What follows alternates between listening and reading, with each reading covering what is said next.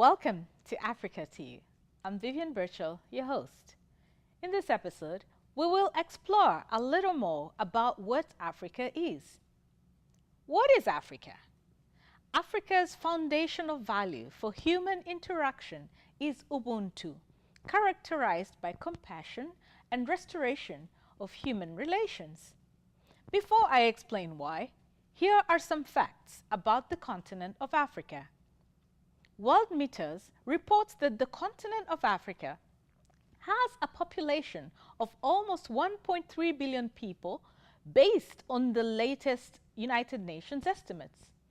If this is broken down into subregions, the areas and their populations are Eastern Africa, 434 million people, Western Africa, 382 million, Northern Africa, 238 million, Middle Africa, 169 million, and Southern Africa with 66 million.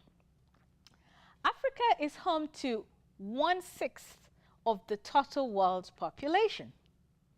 Among regions of the world, roughly equivalent to continents, Africa is the second most populous. Africa has a land area of 11.44 million square miles and a population density of only 113 people per square mile. 40.6% of the population is urban. The median age in Africa is only 19.4.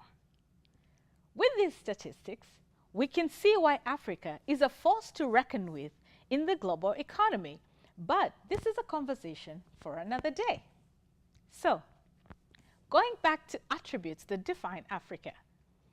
Even with migration within and out of the continent, Africa's image has been influenced by cross-cutting cultural practices that have been carried on by various ethnic groups. These practices include Ubuntu, which has historically guided the way of life of the African people in conflict resolution, business negotiations, and trade. It is through Ubuntu that communities have historically managed good relations. Other cross-cutting practices include sharing household roles, community farming, initiation ceremonies, dances, spirituality, oral education, and crafts, to mention but a few. Transformations within the continent of Africa have historically been influenced by the changes in the environment, soil fertility, and climate. In the past, these changes influenced the community setup, including economic activities. Pastoralism was carried out in the Rift Valley region of East Africa, and agriculture was common in the Interlacustrine region, better known as the Great Lakes region in East and Central Africa.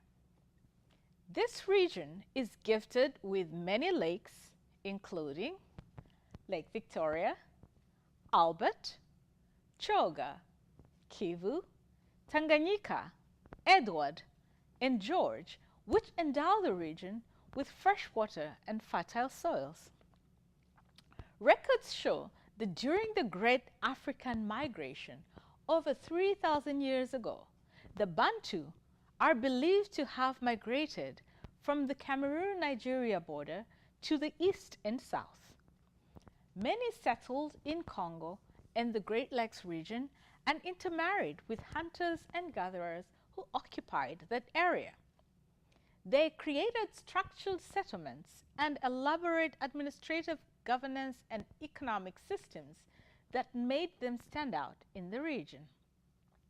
Along with other ethnic groupings, this region was home to many kingdoms, including the kingdoms of Buganda, Bunyoro, Burundi, Busoga, Buvinza, Buyungu, Buzinza, Gisaka, Heru, Igara, Ihanjiro, Karagwe, Kimwani, Kiziba, Chamutwara, Chania, Mpororo, Mubari, Muhambwe, Mkore, Rwanda, Ruguru, Rusubi, and Toro.